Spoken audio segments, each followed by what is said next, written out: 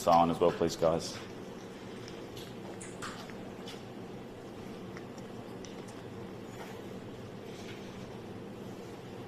Everyone happy?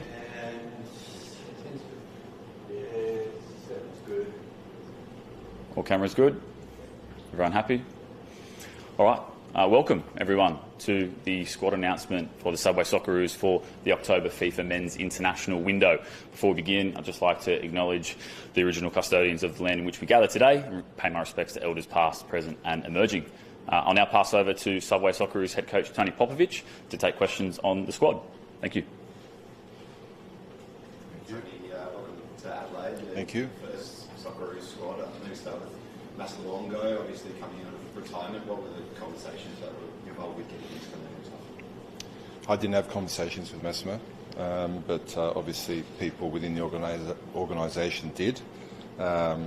He's made himself available and he became an option for us, and I wanted to bring him into this camp. There's a few guys such as Jason Gary, who's obviously not been involved for a long time, and blue player that you've worked with previously. What have you seen particularly from them that made you know that they were ready? Oh, look, obviously I've got a history with them. I know them very well, but they've had a very good long cup run, so they've played regularly. They're playing well. There are some areas on the pitch that we have some unfortunate injuries, and it creates opportunities for players. And I felt Jason and Nishan deserved that opportunity. First time Socceroos in Adelaide since 2017. Are you happy to be back in Adelaide? Yeah, I'm happy to be here for this first press conference. I'm looking forward to seeing the players. Being here in camp is good with the staff. So, we started our preparations. The next step is following this, that the players start rolling in, as they do. Just excited, and we know that fans here in Adelaide are always special. I know they'll get behind the Socceroos, and we know how crucial this match is, and their support backing us from the stands will make a huge difference. So the South Australians named in the squad as well. They must be excited to have that opportunity to play in front of a home crowd. Doesn't happen very often here in Adelaide. Yeah, even from my experience from being overseas, when you come back to your home state, it's special. It's in front of family and friends. A lot of the boys played their football here that are from Adelaide, and that's always a special moment for the individual. So, I'm sure they're looking forward to it, and that they'll enjoy it and appreciate it. Tony, you said you didn't talk to Massimo Luongo. Firstly, can you tell us who did? Who was the salesman on your behalf? There is no sales. Why do we need a sale? Well, I don't know. He stepped No. out of football. He stepped out of international football for many years. So I wondered if you had to. No, there's no. If we have to sell the Socceroos jersey, we have a problem. There is no sales pitch. If a player makes himself available and available for selection, and if he's chosen, that should be enough for every player. We're choosing, for this camp we've got 26 players, which is a little more than we usually select. But with my first camp, I thought it was good to bring in a few extra players to see how they are. A couple of boys are coming back from injury. But in terms of, I'll be worried if I have to sell to a player a reason to play for Socceroos. I'll never do it. So if you're selected, you should be honoured, you should be privileged. 25 players to come and play for your country. And if that's an issue for any player, I'd advise them not to make themselves available. Just simply, Tony, when do you get the full squad in town? I think Tuesday night, a couple Wednesday morning. That'll be something which is unique for me to obviously understand, but we have to adapt. But I think from Sunday we get a group of players, another group on Monday. We have to obviously monitor the weekend's games, and hopefully everyone comes through unscathed. But as I'm seeing, little issues occur in terms of player availability, but we have to find a solution. So what challenges does that short preparation present for you as a coach? I think it does, but we just have to focus on what we can control, and it may be more conversations with players, more video sessions. We have to make sure that they've recovered well from their weekend games and know that they're playing for their country. And I'm sure that you can put jet lag aside when you're representing Australia. You've only been in the job a very short while. Have you had much chance to have a look at China and also Japan against, obviously, who the national team have not had a great record in recent times?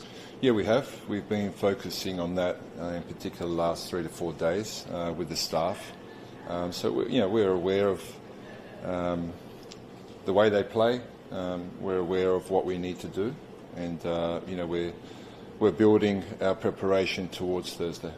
Do you see much change, say, from the Japan that played Australia in the last World Cup qualifiers to the side they've got now? Yeah, if you look at the recent games of Japan, I believe they had 11 players that all play overseas that don't play in Japan in their starting lineup. So it shows how far they've progressed. Their style of play looks like it's evolved. It's different. They're playing with a back three. So we'll see. We'll be prepared for that. But we've looked at them, but really the focus needs to be on China. It needs to be on this game here in Adelaide. And then we'll deal with Japan after that. What's the strength the squad has, and how is that going to help your game plan approach for China and then Japan? For what, sorry?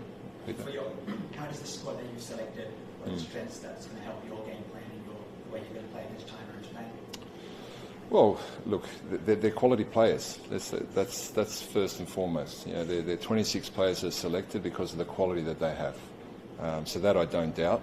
And each one of them will be able to contribute individually and collectively to make a good performance for us. So we really need to make sure that the desire is strong in terms of representing your country.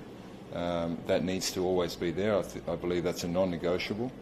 And then we need to improve our football. And, if we improve our football, I'm sure that we can put on a really good performance on Thursday. How confident are you in the squad that you can bounce back and win against both teams? Yeah, I'm confident. Just a local question. You mentioned 4-7 South Australians in the squad. Mm-hmm. You must be happy with the state of South Australian football producing quality world-class football. Yeah, I didn't know actually that there was 7, to be honest. But that is quite special and something that every South Australian should be proud of. And hopefully there's more to come. Quite a lot of criticism of the lack of creativity that Australia has shown in the last 2 games particularly. I think Riley McGree is in this squad, isn't he? Do you think he's perhaps the solution to that problem? Look, we've selected a number of players that have those attributes. Riley's come back from injury. Aiden Hrustic has come back from injury. Jordan Boss has come back from injury. Good attacking players. Sammy Silvera is a young player that's getting minutes at Middlesbrough and showing good quality. So, there is quality there. It's an area we know we have to improve, but I'm confident with this squad and the abilities that they have that, we'll see a real positive change. Like you say, it's obviously a larger squad than normally is selected by a couple. Do you have to, guys that miss out this time, I'm sure there's players that will feel, I know new coaches come in and I'm left out. Do you have to sort of seek them and say, you're still in my plans, or is it something they know anyway? I'm not sure that ever should be an issue, but every player that comes to Australia should want to play, and unfortunately the rules only allow 11 to start, so there will be disappointed players, but if they're not disappointed they shouldn't be here, and they should all want to be contributing on the field. But that's why you have a squad. That's why they should feel privileged to be in the 26, and then when they come here they should fight to get the opportunity to play, and if it's not in this game it may be in Japan or it may be in the next camp. So I'm not ruling anyone in or out whether they're here. If they're not here, their chances of playing for Australia do not diminish, and in the next camp in November we may have a very different squad. Just big picture, Tony, what are the foundations or what are the key messages that you'll give when you get your squad in about how you want to approach, not going in depth in tactics, but what sort of foundations will you lay for the squad and what you want to see as a coach? Yeah, look, there are some things there that we'll discuss internally, but first they need to remember that they are good players, that they've represented Australia extremely well. The group has been together a long time. We had a very good World Cup, some really good, memorable moments, memorable matches. At the moment, the last couple of games, the performances were not good. I think that's all clear to see. But I want them to come with the attitude that they need to get back to their best. Remember why they're here, who they're representing, and that's a good starting point. And then from there, I'm sure once we're together and we have our discussions and we do our training, that they'll be ready to perform. In terms of implementing your own style of play, like I mentioned, obviously mine only have a couple of days with some of the players and really a couple of days with all of them. How much can you do in terms of tactical side? Is it more about implementing sort of the morals and structure? No, the tactics will be important. They'll be well aware of what we want to do on the pitch, and I'm sure we'll all be able to see that. I'm sure you've watched those two games ad nauseam, really, the Bahrain and the Indonesia game. Have you been able to pinpoint sort of where it went wrong, other than the obvious one I mentioned about lack of a creative play to open them up? Are there other factors you think that were in play for those disappointing performances and results? I think there are a lot of things in play in those two performances, but I'm sure there'll be a change now when they come in, and I'm sure the players themselves, the quality they have, the careers they've had, they'll be hurting about those two performances, and it can happen.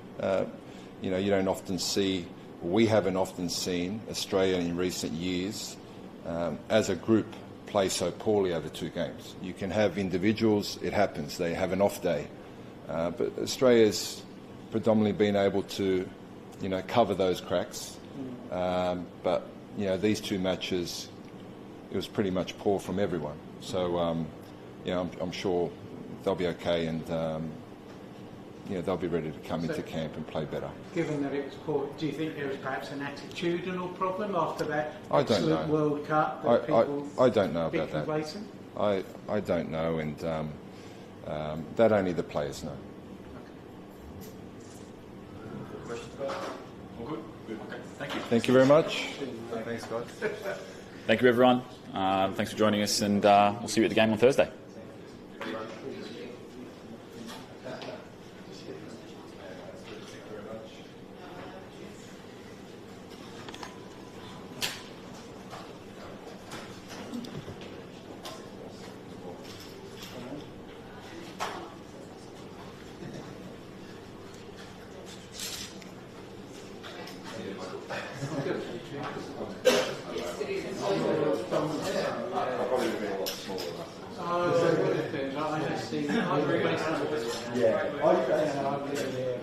Good.